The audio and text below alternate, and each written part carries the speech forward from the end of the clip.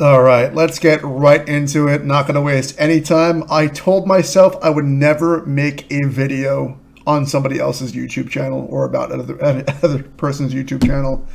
But I am so invested into these damn kids, and I watch them all throughout my workday with him, Rick Shields, and all these good players that I definitely had to comment and take everything with kind of a grain of salt, and I'm going to dive right into it. So, unlike many of the other videos with the conspiracy theories, I'm going to go on the record more for Matt Kendrick. I actually requested him on LinkedIn. For me, I am more on the, I worked for a major industry in fintech in New York City for a major global corporation, very well known. I was very surprised with this move from Matt with the transparency. Whatever Mike is going to do, he's going to do for himself. Obviously, he wants to go pro. He's married. He's a 27-year-old man. You have to remember, these are guys in their 20s. Grant's 24, Garrett's 23. They're young. I kind of look back at my life and my career and everything like that, where I didn't know my head from my ass at that age. And, these kids are getting, multi-million-dollar deals, where that may be a lot for these kids. And it's the reason why, Matt Kendrick is actually here. I'm not gonna lie, some of the comments with Grant, I don't know which podcast said it, but I couldn't stop laughing for about 15 minutes. Someone compared Sadee May, Grant's future wife, to Yoko Ono of breaking up the Beatles. That had me laughing for probably about 15 minutes. Somebody doesn't know, Yoko Ono legitimately split the Beatles band. Now, again, this is like a 23-year-old girl. Like, this poor girl has to deal with the social media aspects of, what Grant is doing. And, you have to look at it from his perspective. He's 24. He's getting married. For him, he's very Christian. And I'm going to go into more about Grant's move back to Florida and why it actually makes sense. And then stay for the longer duration. I'm going to go into Matt Kendrick and really, go into some of the good, some of the bad, some of the ugly. Why does the move for Grant make sense to come back? Well, first, his family's here. I mean, for me, it's, one of the reasons I would move back to an area if I want to be closer to family. If I'm very close to my family, which I am, it would be one of the more, I would say, moves. He's very Christian. I mean, it makes sense. A lot of people are trying to make a conspiracy to the move back. It makes sense. He's Christian. He's getting married. Florida's a large golf state. Has some of the best. They played Stream Song. They have TPC. I live in Orlando. I literally play the Q School courses all the time. So for him, it's a hop, skip, and jump to play some of the best courses. Also to create content for his own video. But I think a lot of other people are saying that Sadee May has an influence, and it sounds bad, but she should. He's getting married. You guys have to understand this. He's a young gentleman getting married to the love of his life, and with that comes responsibilities. That's why as older gentlemen, myself, a few other people on the that do stream, when we get told that we can only golf on a Saturday morning or something, there are jokes about that. Because in reality, if you want your relationship to work, you want to make time for the person you care about. So am I shocked by Grant leaving? I'm not. Or Micah leaving? Either or. They're both married. They're both going into a different area of their life. So from that perspective, it makes sense. What did slightly bother me, though, and maybe a slight conspiracy theory, is that I think someone might have gotten under Grant's skin a little bit. I think it's probably gonna be Bubby. Bubby has that personality. Bubby is like that, that loyal dog that if you break part from it, he's gonna just say it out of. He's mad out of love. He's not mad that Grant left. He just considered him, basically family, as he said. You lose a brother in arms, in the military, things like that. It hurts, especially someone that, you've shared the battlefield with, as well as you shared some really good times with, and you built out something with. So, something that they're going to, this happens in normal life. Like, there are people that get let go from companies, that leave companies. This is just more drama because it's just a YouTube group, a company that we're all invested in. This is why I'm making the damn video, because I'm so invested into these damn kids. But, I want to normalize everything for you. This is normal. Grant going back to Florida, being close to his father. Could he have left because he wanted to, use good? He could have. Do I believe it? No. I think he has a lot on his plate currently. I think that would be very difficult if he were just to leave. But I also think there's something, with what Matt said that's coming up big that Grant didn't agree with. And it's okay, because Grant's going to have his own, he's going to eventually have his own sponsors. And letting him do his own thing and being able to spend time with his wife. Maybe his wife wants kids. No one's really thinking about the normalization of what's actually going on here besides the conspiracy theories. Also, calling Sadee May Yoko Ono. I'm going to keep on bringing that up. I don't know if it was the gentleman that did the interview with Matt, but again, I was dying laughing so effing hard because that was probably one of the greatest one-liners I have heard in quite some time. So we're past Micah. Micah and Garrett, they're going to have a relationship. They're cousins. So they're going to be good. Micah did his own thing. Grant is good. He has a lot on his plate right now. Doesn't make sense. I think what Matt Kendrick did, and I looked at his link. The guy's for real. The guy has a good background. He's been a CEO at a lot of different companies. The guy knows how to run, to make these kids successful. He's a very smart guy. I think what he did was try to be transparent. I think what he did personally, working, and I'll just throw it out there. I used to work for Goldman Sachs. Usually it's very, very, you keep your mouth closed, kind of put your head down. You don't talk about, internal stuff, equity, things like that. Where he's being very open about it, where I don't know if that was one of the smarter moves. Don't get me wrong. I know he wanted to just get something out there and get something to the public, but I would have done a lot better detailing and thinking about it. I would have given it a week, let everything calm down, and then let the good guys come up with it. I know they were stressed with everything, but just the approach of being able to kind of throw all of your dirty laundry out there to everybody, especially with your company, with your equity, asking those money questions. And I can't believe I have to give kudos to the podcaster that asked him all those questions.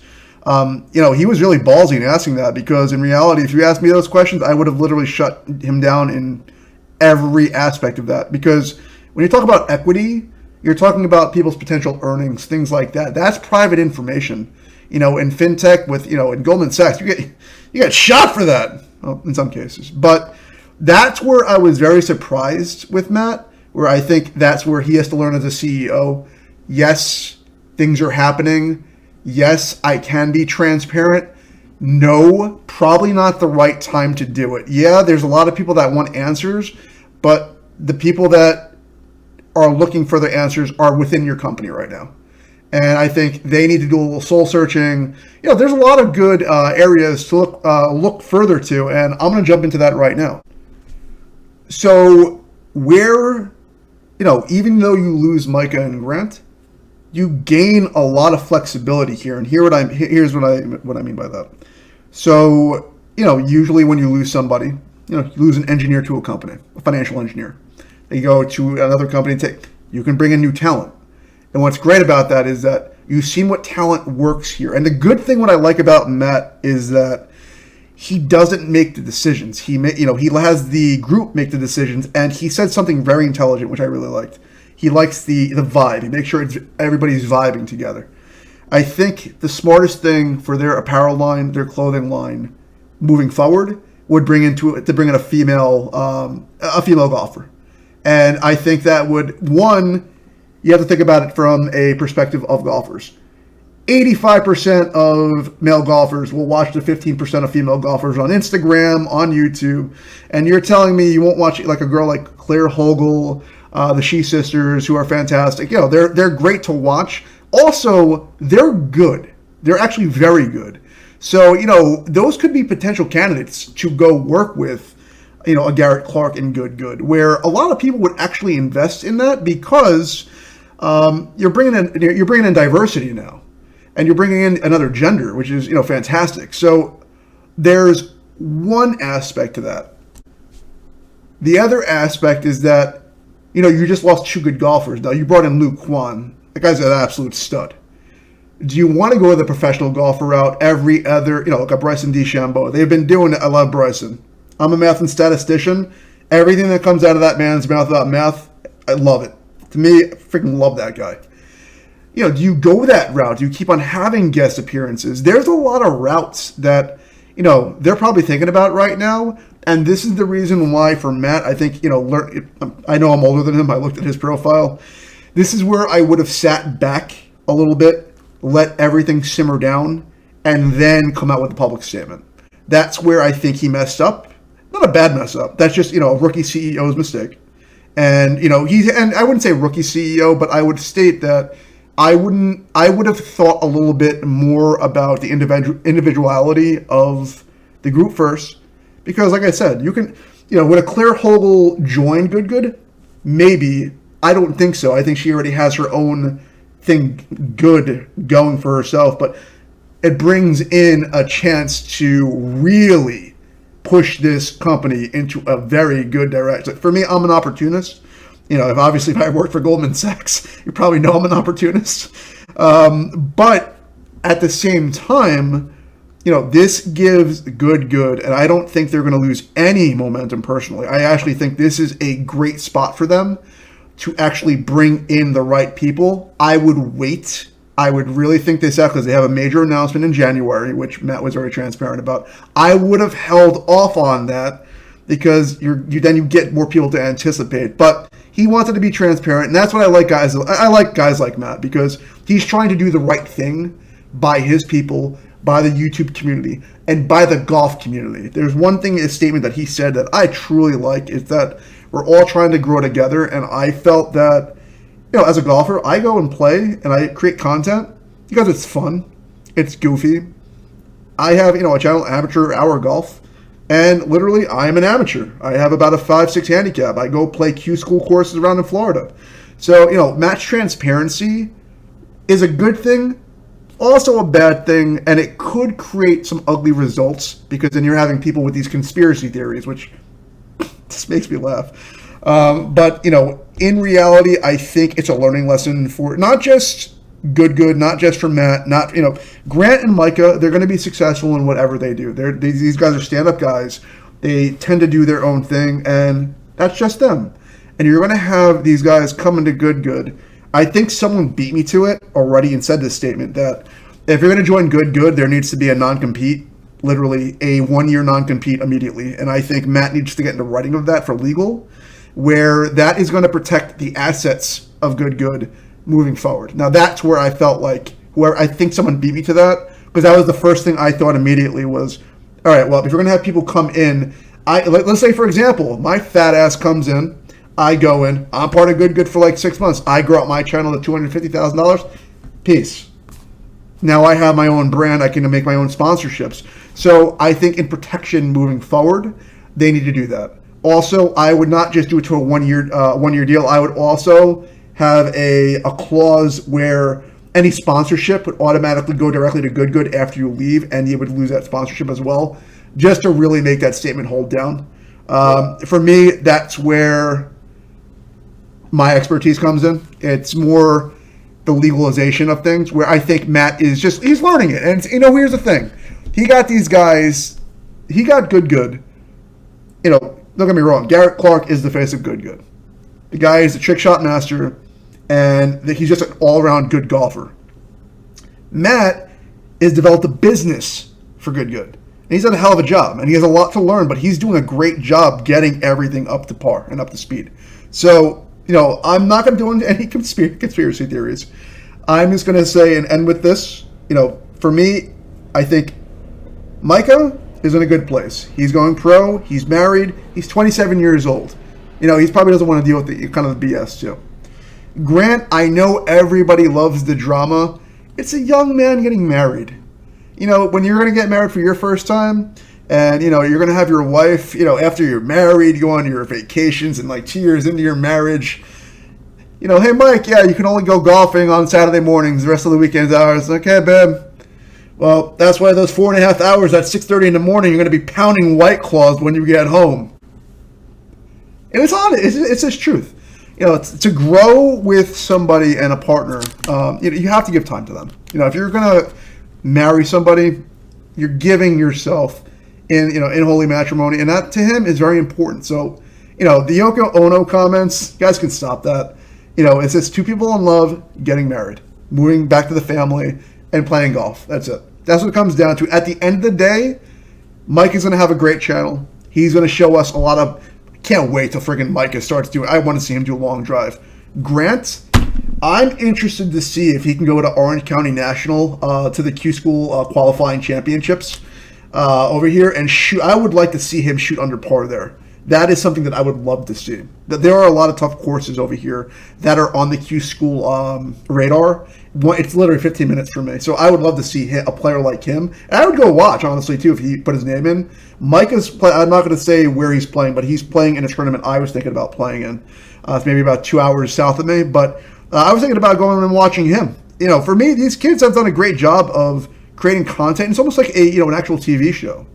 They're giving you content. And for me, while I'm working on this computer and this computer over here, I'm watching. I have my headphones on. I'm listening to them. I'm watching Rick Shields. God, I love Rick Shields. There should be more people like Rick Shields in this world. And, that's going to be my overall assessment. I don't try to make too much of things. I don't like, drama. It's just young kids making, having fun and making decisions for their well-being. So, Matt, everybody's been talking more about the good players. I wanted to talk more about Matt Kendrick. For me, I just like the guy. I tend not to like many people, especially in the industry that I'm in. I really like how he handled the situation. I like how he was able to really just say, hey, I can't talk about this. He probably shouldn't have even been on the podcast, but he just seems to be a really nice guy. And to me, I think he just thought he owed the YouTube golf community an explanation, which he didn't. And Matt, I'm going to tell you right now, you didn't owe an explanation to anybody. But for you doing that, man, you got a thumbs up. You got a lot of respect from me because that's very hard to do as a CEO. And I hope you guys in Good, I hope Grant and Micah have success. I hope the people at Good have even better success because you have so much on your table right now where don't rush into any decision. You have a lot.